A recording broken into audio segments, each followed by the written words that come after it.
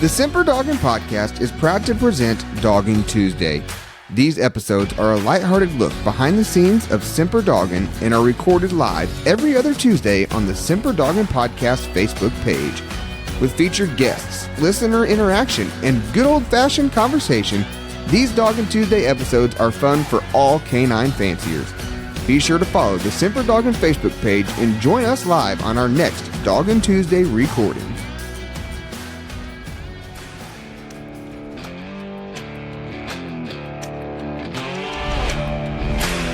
The Semper Doggin podcast is proudly presented to you by Froggy Bottom Outdoors. Froggy Bottom Outdoors is the newest outdoor and hunting supply, habitat management, and livestock feed provider in the Midwest. With a wide variety of products, a unique business model, and a dedicated team of individuals who are eager to provide their customers with an unparalleled shopping experience, you will not have to search any further than Froggy Bottom Outdoors. With brands such as Garmin, Yoder Nylon, Banks Hunting Blinds, Razor Hunting Gear, Purina Mills, Kalmbach Feeds, Anuksha, Real World Products, and many more, Froggy Bottom Outdoors has you covered from the farm to the woods. Visit FroggyBottomOutdoors.com today and follow them on Facebook to see how they can help you. Not finding what you're looking for online? No problem. Feel free to give the store a call at 765-330-2098. The team at Froggy Bottom Outdoors is excited to get to know you and would be glad to answer any questions you may have. All right, guys, we're officially starting Doggin Tuesday right now. Get rid of all the other stuff we just said. Now's when we're starting. Miss Lauren, how are you today? I'm good. How are y'all? Wonderful, wonderful. What's new since we talked to you? Anything good? Life's always good, but there honestly not much is new. Oh, man. Well, you were the featured guest on last Friday's podcast, and I've got to tell you, I really think that was probably one of our best ones yet. We got so much good response from that podcast. Did anybody reach out to you? Yeah. What have you heard from it? I had several people reach out to me. A lot of people say how they were able to really kind of relate to my words. And, one of my friends even messaged me from another state and said that she is suing me for emotional damage. Oh, man. Really relate to the story because she lost her good dog, but unfortunately to cancer. But he was also a coonhound. Gotcha. What were you saying, Basham? I said, I think Bryce is on the same note. He got a little teary-eyed. I did. I'm telling you, I must just be getting weak or soft or something because I always listen to every podcast. When they drop, I listen just like a normal listener would so that we can critique them and, hear how it sounds coming through the truck audio where I know a lot of people listen. And by golly, if I wasn't wailing up in the truck, I'd be lying to you. It was an emotional podcast, but I think that it brought a level to Semper Doggin that we really needed to capture. I think you did a great job with that, Lauren. I really do. Thank you. I really appreciate it, and I really enjoyed being on your podcast. Yeah, and then so for those of you guys who didn't maybe pick up on what happened there in the middle/end of the podcast, whenever we ran our Hometown Hero of the Week, that was actually Lauren's husband, Kane Brown, that was featured as the Hometown Hero of the Week. So, Lauren, thank you also for sending that in. We've been begging people to send us their hometown heroes so that we can spotlight them in the podcast. So it was only fitting that we spotlighted your husband during your podcast. Yeah, and it was actually a big surprise to him and his family. So definitely anyone out there who has anyone in the service, submit their name, submit just something short about them because I promise you it'll probably mean a lot more than you think it will to them. Yeah, it absolutely will. Well, how's the babies doing? How's your dogs doing? Everything going well? Babies are wonderful. My daughter's actually looking over my shoulder looking at y'all. She's a little confused.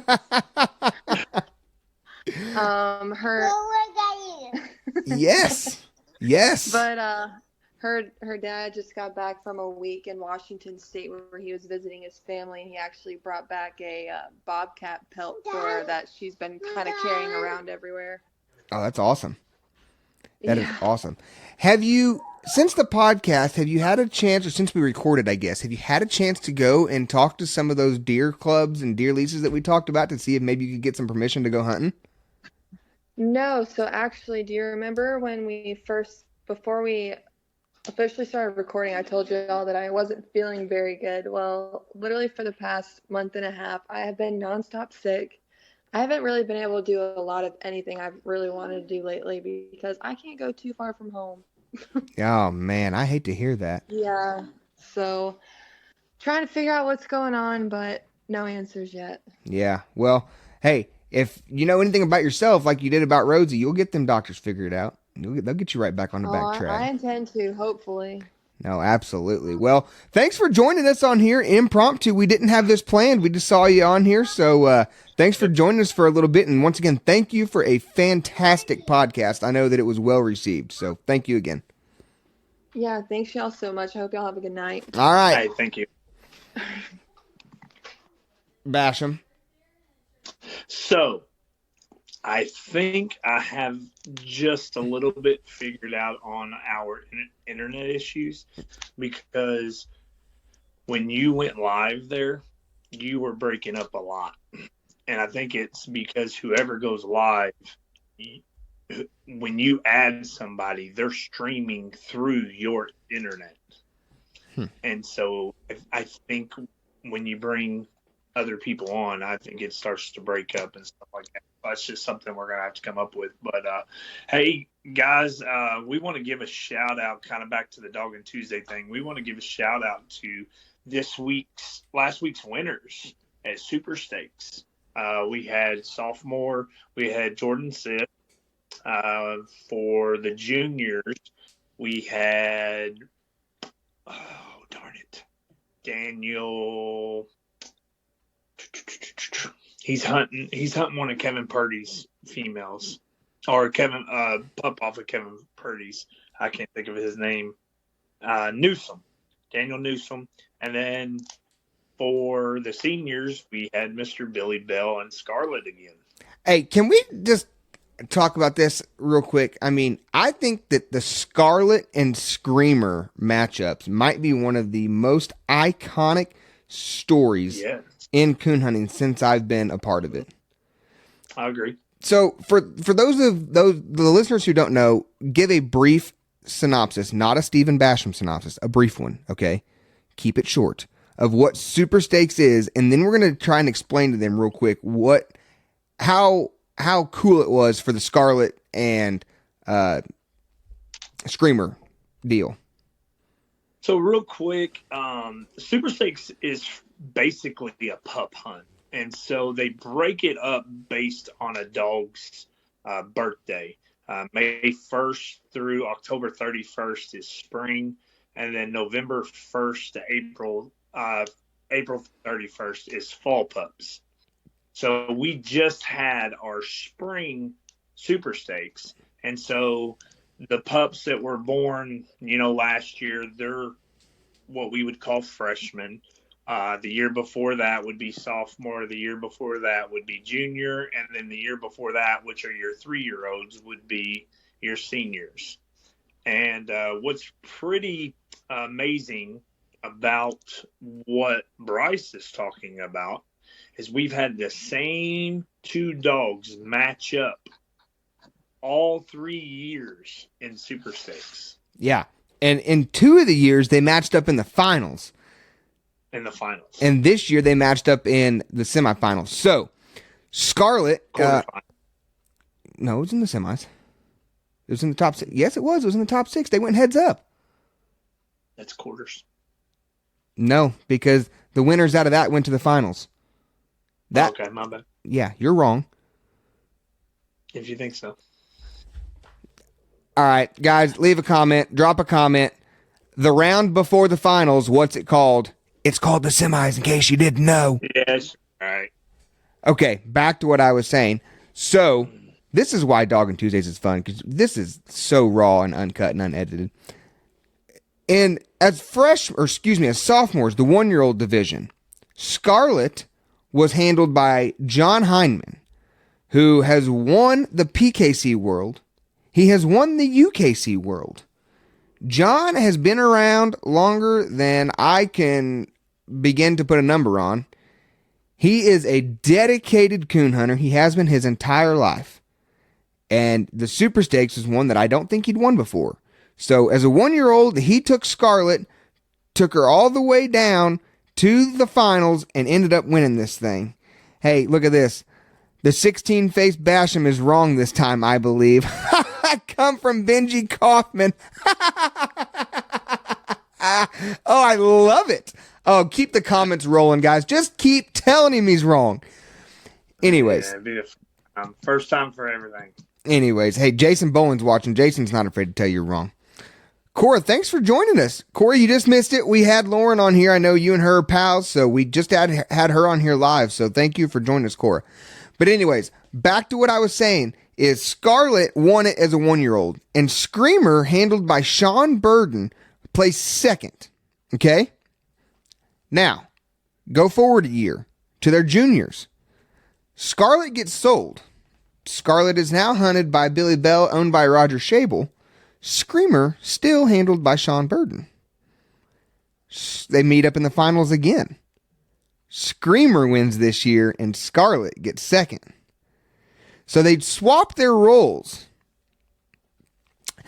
Jennifer Basham commented, and it looks like Jocelyn. She said, "Hey, Dad, it's me, Jocelyn."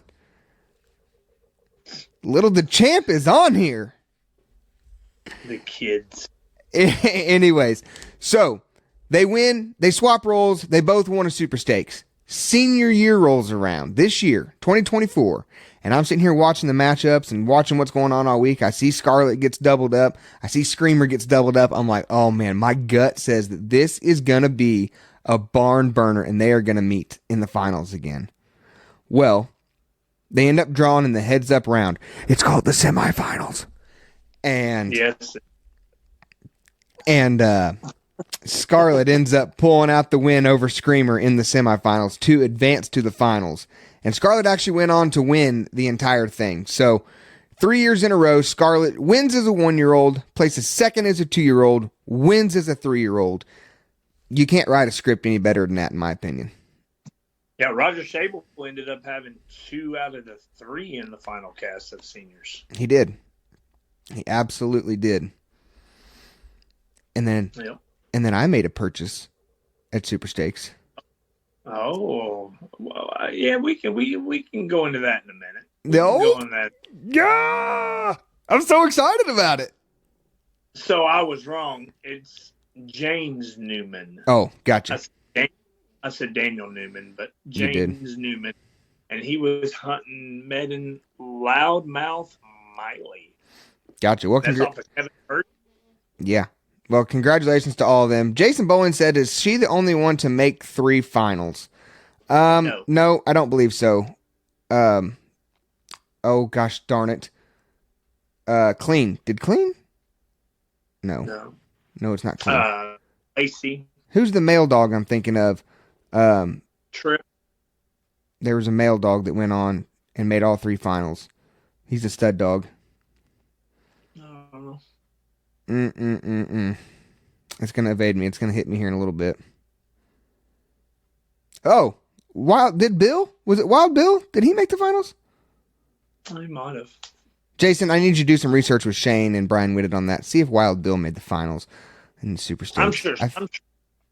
Somebody comment. I think, like I said, me and Bryce, when it comes to my first PKC hunt, wasn't until 2015. So I haven't even been hunting PKC, not even 10 years yet. So before that, I was just a strict UKC hunter, mainly because where I was, everywhere I lived at, there was no PKC clubs. So right. Like even whenever I grew up in Hallsville, Kentucky, and the closest PKC club was Tennyson, Indiana, but that was about an hour away, and my dad was big into UKC hunting, so that's all we ever did. And then whenever I lived in North Carolina in the Marine Corps, they didn't have no PKC clubs over there. It was all UKC. So right. I didn't actually get into PKC until I moved to Evansville. But I want to say Ashley Guthrie's trip dog I want to say he at least 2 out of the 3 years. I don't know if it was all 3. I'd have to go back and look. And then Casey Maggard and Jack Maggard, the Lacey female. Gotcha. I know she won it twice. I don't know about her sophomore year. I'm not sure. I can't remember. And I don't ever seem, it's just personal deal for me, but I don't ever seem to remember the fall Super Stakes as much as I do the spring. For some reason, it just doesn't feel like the fall is as big of a deal. It's not. A lot of, let's see here. Bill had 2 years, I believe, is what Jason Bowling said. Gotcha. No, the fall, a lot of times they hunt the finals on Friday night because there's so few. I mean, there's been rumor mill going around for the last few years that they were going to go back. Back in the day, it used to be one Super Stake. Yeah, but your age gap in dogs is so wide if you do it that way. Yeah, it is. But just kind of going back over the week, I hunted.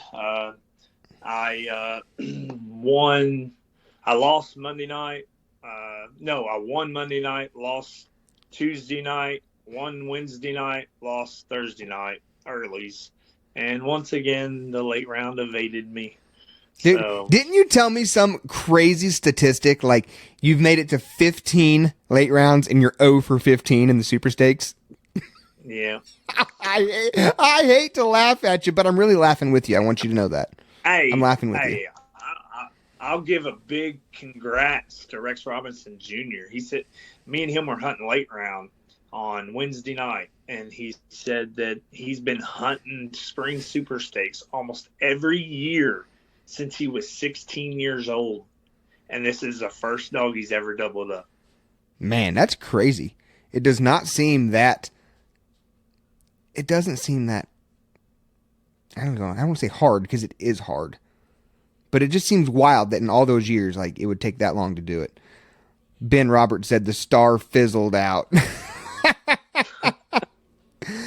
All right, so your champ got on, and looks like my little champ's got on. He said, good job. This is Owen. Hi, little buddy. Glad to have you joining us here, bud. I don't know where their mom took them somewhere, so they're watching from who knows where, but it's not here tonight. Yeah, it was a rough week, bud. I mean, we had thunderstorms rolling in. We had a lot of water pushed everybody out of the good hunting. But I mean, we had a lot of coons treed, especially on my cat. I think Monday night early round I treed 3, and then late round I treed 2. I think we scored on 6 early and 5 late. So I mean, just on my 2 casts, there's 11 scored and 2 cast on Monday. So, like I said, we had a couple storms roll in that kind of made things a little nasty. But other than that, it was a successful week. Yeah, I saw some pretty good scores come up from there, and I know that water plays a big part in it every single year for spring. Yeah.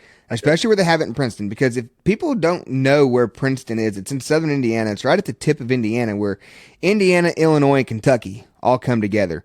So you actually have casts going to all 3 states. You've got some of them guided out of Indiana, some guided out of Illinois, some guided out of Kentucky. And all the rain that usually happens up north, northern Indiana, northern Illinois, northern Ohio, all that funnels down into the White and the Wabash rivers. And those 2 rivers come together in Princeton, Indiana. That is where they meet. And there's not enough space for the Wabash to drain into the Ohio without stuff getting backed up. So, and it's the same time every year. It's like clockwork. And so if they could figure out a way to move that hunt up about even just a week, if they could figure it out. I know there's conflicts with Tournament of Champions. I don't know what it is. I don't know the answer, and I'm not going to pretend to have the answer, but I do know it's like clockwork. It'll be dry down there, and then, bam, Super Stakes rolls around, flooded, and you lose a... March and April is just a bad time, and sometimes February is. I mean, it just...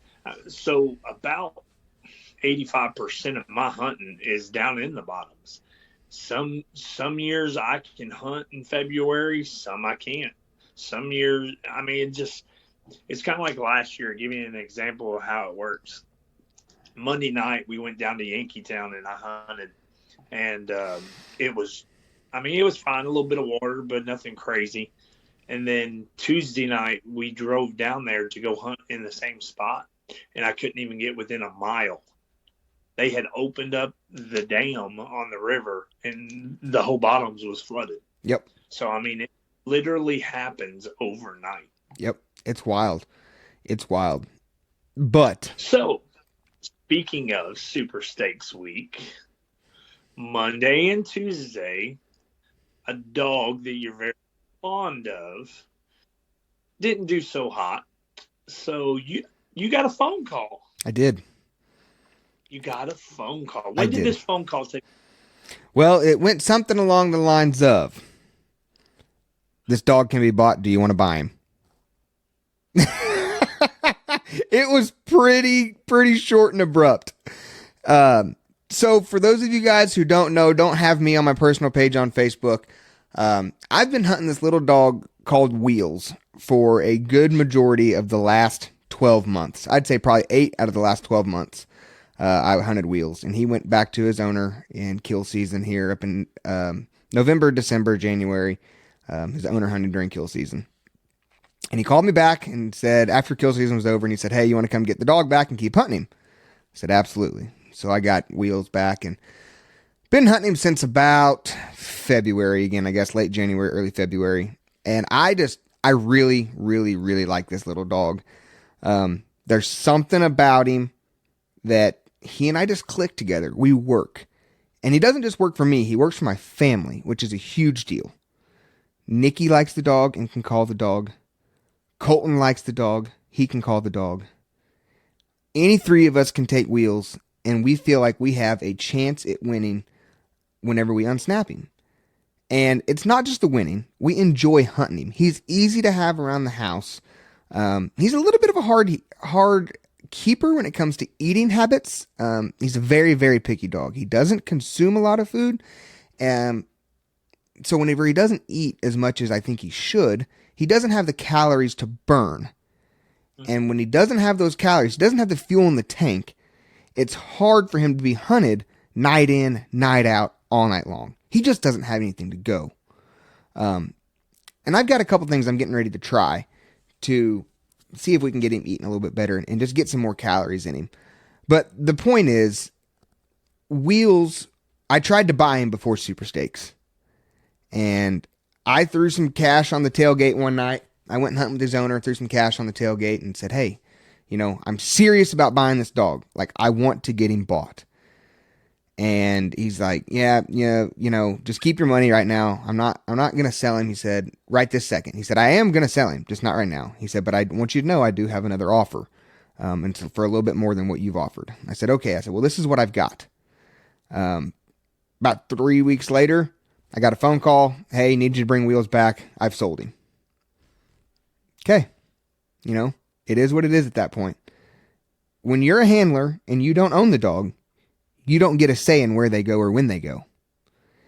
And that's something that I understand, I accept, but I don't always like.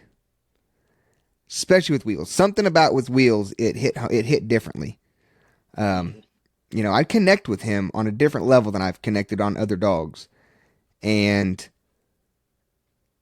I've checked a lot of boxes in my list. Actually, here's a list right here. Here it is. We talked about this in a podcast one time, and this is going to zoom me in way too close for people to see this. But this list is all about what I wanted to accomplish in my competition coon hunting. And Wheelz has been the dog that I've got to check a lot of those boxes with. So it hurt whenever he sold. But what do? There's nothing you can do about it. And I had a feeling that where he was going and the people who were going to be hunting him, they would like him, but he wouldn't fit what they're trying to do, which is make a living coon hunting. I just knew the dog too well. And so they took him down, and I guess he looked great for the first week or so that they had him. Absolutely loved him. Treed coons left and right. Well, he ended up getting hunted a little too hard for like I said, he just doesn't have enough fuel in the tank. And so come Super Stakes, when it was time to go to the big show, he ran out of fuel. He ran out of gas. And little dog just didn't perform Monday and Tuesday. And so I knew that. Like that part, that doesn't make him a bad dog for me, seeing those scores, because he didn't look good. But I knew what happened. I knew the dog. And so whenever I got that text, actually, he sent it to me in the middle of the night, and I was asleep. And I woke up the next morning, and, there's that text like, hey, do you want to buy this dog? He can be bought. That's when Nikki and I jumped all over him. Like, yep, we want to get our little buddy back. So I ended up getting him bought, for the original price that I had offered the original owner. The only thing that changed and was different was I didn't get to take him to Super Stakes. So if that's the price that I had to pay to get my buddy back and get him back home in the kennel for good, where nobody can take him again. If he leaves this kennel again, it's going to be on Nikki and I's terms. And I don't foresee that happening. But at least now we have control over that. So I got him home. I let him rest for a couple days. He needed some groceries. I knew what he needed. Got him a little bit more in the tank, and I took him out last night just as buddies. And by golly, if he didn't go 3 for 3 in short order last night and look daggone good doing it. So I'm glad to have my little buddy back. I actually just bought a entry tonight to the Pro Sport Hunt down in Brazil. So, May 16th. Yeah. May 16th, we'll be down there. A lot of firsts. Do what? And see, I'm really fortunate. Really fortunate. I've got Buddy. Buddy ain't going nowhere. Got an amazing owner that owns him, and Bruce Bartz. He's not going anywhere. And then I'm partnered up with Jeffrey and Tiffany Davis on Spot. Spot to be here until the day he dies, because you already know he don't just hunt for anybody. Nope. So me and Spot, we click. Me and Buddy, we click. So I understand where you're coming from, because I had Axel and I had B, and I've had multiple dogs handling, and it does suck whenever you get when you start to click with a dog and then all of a sudden they're gone. Especially for me and you, because it's a little different. We're out there we're not really out there to make a living coon hunting. We're out there to enjoy it. We don't get to go to a hunt every single weekend. So for us, it's about enjoying pleasure hunting them and being able to compete at the same time. So we form a little bit of a bond with our dogs. And so I see where you're coming from as far as, it's just, when he got sold, it just felt like something that you had to go get back. Yeah, absolutely. And, Jason Bowling said, I got the happy text when it happened. He did. I texted him and Shane and, told him that I got Wheelz back, and I was pretty pumped about it. So like I said, Wheelz and I have had a lot of firsts together, and we got a couple more firsts. So I've been hunting for going on 10 years now. And this is the first dog I've ever bought myself that wasn't a pup. I've always hunted a dog for somebody, whether that be, trying to run it up and down the roads, or somebody's like, hey, I have an extra dog at the kennel if you want to pleasure hunt it. I have never bought a dog for myself. I've never spent money to buy a dog myself. But Wheelz, I felt like I needed to. Just the connection that we had with him and Nikki and Colton. And then now, the sad realization is, by golly, I own the dog now. I have to pay the entry fees. I don't like that either. Well, I think what works out for you, is, there for a while you were looking for a dog for Colton. And then, Nikki's into it. So going to, the pink hunt or the women's AKC world, you're always looking, hey, what can I put her behind that'll give her every time, a shooting chance. You're looking at it saying, hey, what dog can I borrow? What can I do this? What can I do that? So I think Wheelz checks a lot of box, like you said, for your family, because it's not just you hunting or you handling. Yeah, exactly. Because in that, you had a perfect point there. I'm always trying to find something for them to go to youth nationals with or go to the AKC Ladies World. Something that I can put behind them. And it sucks having to, always put a feeler out. Hey, does somebody have a dog I can borrow? Does somebody have a dog I can borrow? I hate that. So now that we have Wheelz, he's something that the whole family can enjoy. And I'm pretty pumped about that. So, like I said, I did just buy an entry tonight for that hunt, Pro Sport hunt in Brazil. $500 entry to hunt at 25,000. I'm hoping it'll pay off. That'd be cool. Man, Shane must be rolling out that bankroll. Shoot. I mean, here he is buying a dog, paying entries. No. Shane, hey, Shane, I need a job too, buddy. No, here's what happened is Bryce sold his Ranger. I finally sold my Ranger. So in order to buy my dog, I had to sell my Ranger. And that left just enough money for an entry fee. You don't use it anymore. Since you left down here, you don't use it up there anymore anyways. No, I don't. And that's the whole reason I sold it was I had so much more space and opportunity to use it whenever I lived in southern Indiana. That once I moved up here to northern Indiana, everything up here is public ground that I hunt, the reservoirs. We're not allowed to drive the Rangers on the reservoirs. So I had this super nice Ranger, custom dog box, everything in it, and it was just sitting in the garage. Like, we didn't ride it. There's no gravel roads up here like there are in southern Indiana.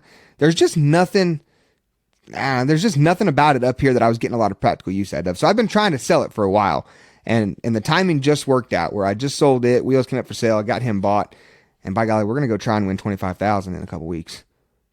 Well, not only that, it doesn't hurt when you live in Princeton, Indiana, and your grandfather's got the keys to the city, and you can just drive down the town roads and nobody says anything to you. I was 100% legal, and I only did that whenever there was a snowstorm. There was nobody else on the roads. Yeah, I think so. Is there a time I don't remember? How many times did we load up in that Ranger at your dad's house and drive down the road to go coon hunting? Oh, yeah, well, that's fine. You can do that in the county because they live on the county road. Oh, yeah. Yeah, so that it was registered as a county vehicle. I had to pay the BMV to register it as a county vehicle, and at that point, you can drive it on the county roads. Now, the city limits is different, and that's what I'm saying. I only drove it in the city limits one time, and that was during a snowstorm. That's how I got to work that day. So, but yes, no, that was 100% legal. It has the off-road vehicle stickers on it, and you register them for 3 years at a time. So that's how that works. Never had a side-by-side, so I wouldn't know. Yeah. No, well, that's it. So you can do it on your four-wheeler, too. Your four-wheeler could be registered the same exact way. If you've ever seen my four-wheeler, I don't think it's something you want on the road. Yeah, well. Hey, Ben Roberts commented on here and said you and Spot are the same. I think he's referring to he doesn't get along with everybody. Yeah. Me and him had a conversation when we were talking about it. He goes, man, you and Spot, y'all click because you're doing the same. You just don't get along with everybody. And I was like, yeah, but me and Spot, we get along. Like, I can love on that dog, and he just loves me back. And like I said, it's a good time. Hey, we've got real quick. I know we're making this kind of a long Doggin Tuesday, but we've got a couple big hunts coming up. You've already mentioned one in the pro sport, but we have the PKC Nationals coming up the 8th, 9th, 10th, and 11th. I'll be up there with Buddy. Ben's actually going to hunt our up there. So a couple big hunts coming up. Are those the qualifying nights? Wednesday, Thursday, and Friday are qualifying nights. Saturday and Sunday, it's the only hunt that is hunted on Sunday. Last year, because I've already talked to Shane about it, last year they pushed it back and they only had 2 qualifying nights. And they had the quarters, semis, and finals on Friday and Saturday. But this year they're going back to their original way, and that is Wednesday, Thursday, and Friday are qualifying nights. That's over in Salem, right? Yeah, Salem. Saturday is your quarters and semis, and then Sunday night is your final. I got a Nationals ticket on Wheelz last year. Maybe I should go try and get him in. You need to be there. Shane Smith, this is my formal plea to go hunt PKC Nationals with Wheelz. If I could get that approved, that'd be great. I mean, you could take the job up there. Oh, man. Absolutely. So we got those hunts coming up. Speaking of other hunts that are coming up, so this was just finalized today. Froggy Bottom Outdoors, our title sponsor here, is going to be the official sponsor of the National Redbone Coonhound Association hunt. Yes. So that's going to be in Tell City this year in July. So Froggy Bottom Outdoors will be down there sponsoring that redbone hunt. We have do what? It was there last year. Yep. So we're going to be there this year. Looking forward to that. On other news, not coon hunting, there is a Bauble Expo coming up here at the end of May. And those are South African Baubles. They're huge dogs. They're members of the Mastiff family. And there is a giant expo where they showcase these dogs from all over the world in Greentown, Indiana. That's coming up May 31st, June 1st, and June 2nd, I think. And Froggy Bottom Outdoors will be set up there with Next Level. So we will be there with Next Level Premium Pet Nutrition. I got a hold of them today. We are going to be sharing a booth down there. So, yes, that's going to be something cool. I didn't even tell you about that yet. So, see, we're telling stuff right here that Basham doesn't even know, right here live on camera. Yeah, so I finalized that with Brandon White today. We're going to be set up with them down there at Greentown, sharing a booth with them. If you guys haven't tried out that Next Level Premium Superior Pet Food, it's good stuff, really. It's from the old owners of Victor. It's a brand new plant down in Texas. They've got several different blends. It's good stuff. People are liking it, hearing good things on it so far. So we're going to be set up with them at the Bauble Expo. What else do we got going on? Anything good? Oh, I've got something I need to tell you. Let me get your thoughts on this. Actually, I know your thoughts, but I'm just going to rant for a second. So I hunted last night in my one private spot that I have up here. It's big. It's safe. I can drive my truck through the trails. That's how it's big.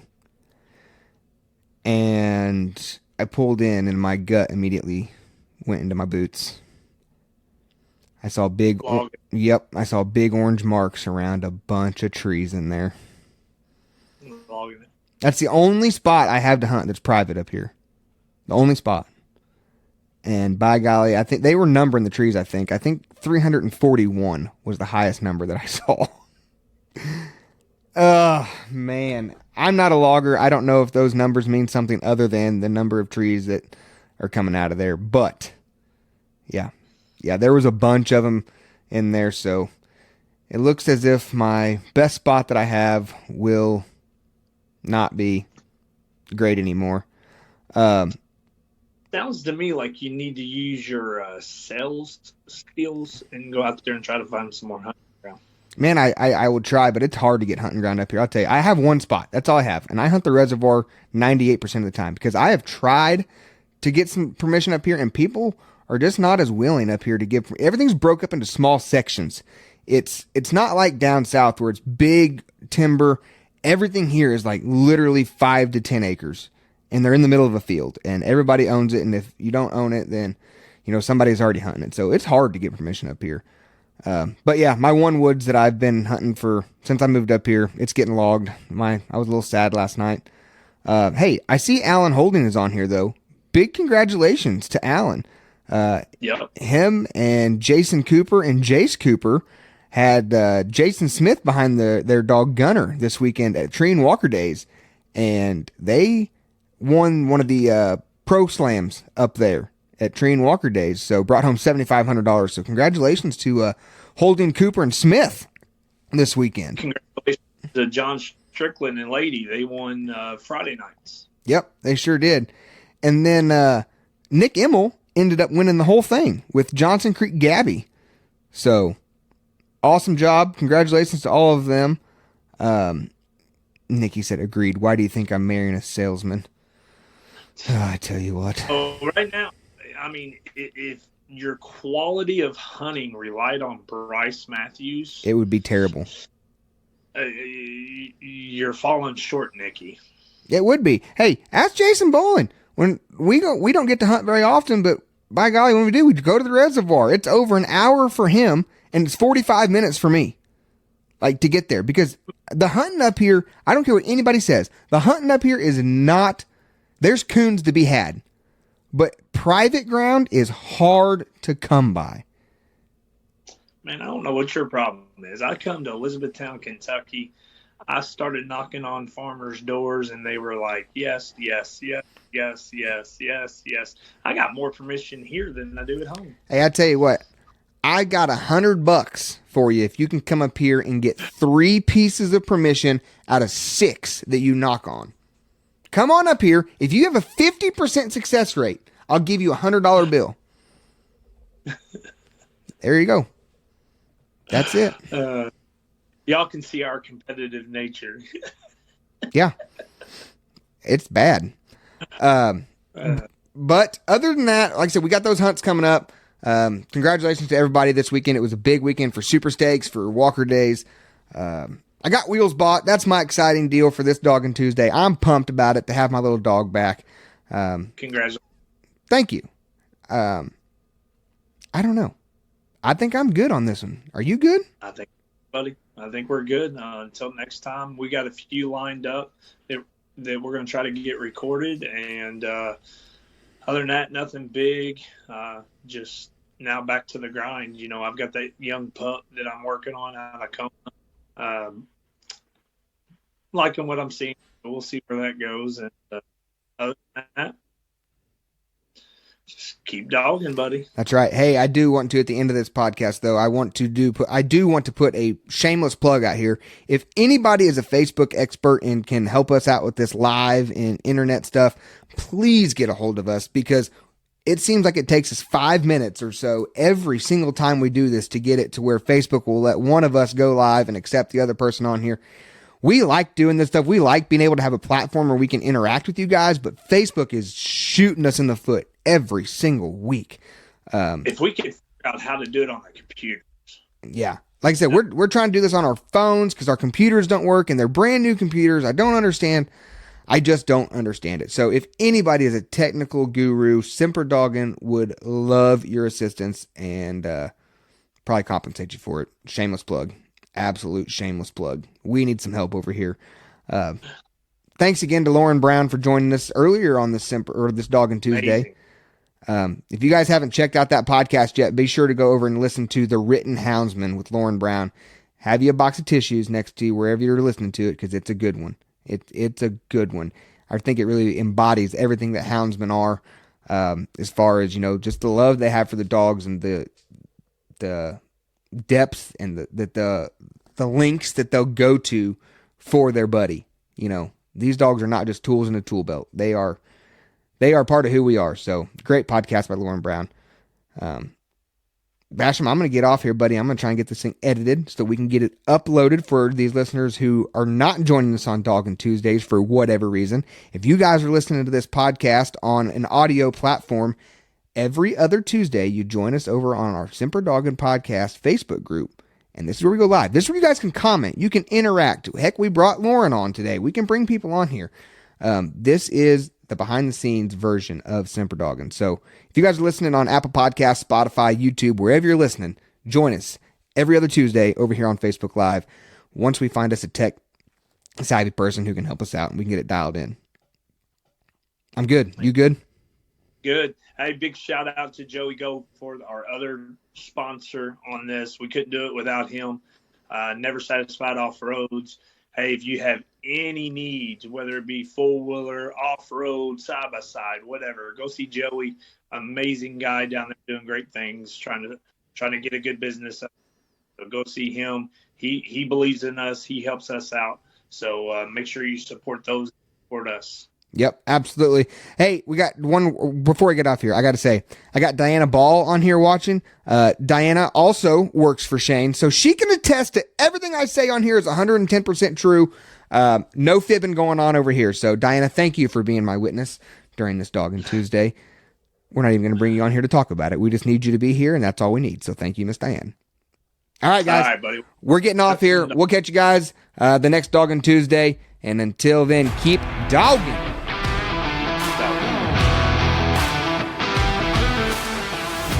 We all know that canines can take us to some wild places, and some of those are only accessible by an off-road vehicle. No matter how hard you try to maintain your ride, something is bound to break on one of your adventures. When you find yourself looking for replacement parts, or maybe even a few upgraded parts to further try and prevent a breakdown, look no further than Never Satisfied Off-Road. Joey Goforth is the proud new owner of Never Satisfied Off-Road and is ready to serve you. Performance accessories such as lift kits, portals, tires, and more can all be found at Never Satisfied Off-Road. Located in Covington, Tennessee, the team at Never Satisfied Off-Road is ready to ship parts and accessories for your ride anywhere in the country. As their new website is currently being built, be sure to follow them on Facebook at Never Satisfied Off-Road 23 to keep up to date on the hottest items and sales. Give them a call at 731-693-9921 to place your order and get your ride ready to follow your canine wherever they may take you. Are you ready for the best part though? Mention that you heard this ad on the Semper Doggin podcast and you will receive a Semper Doggin approved listener discount.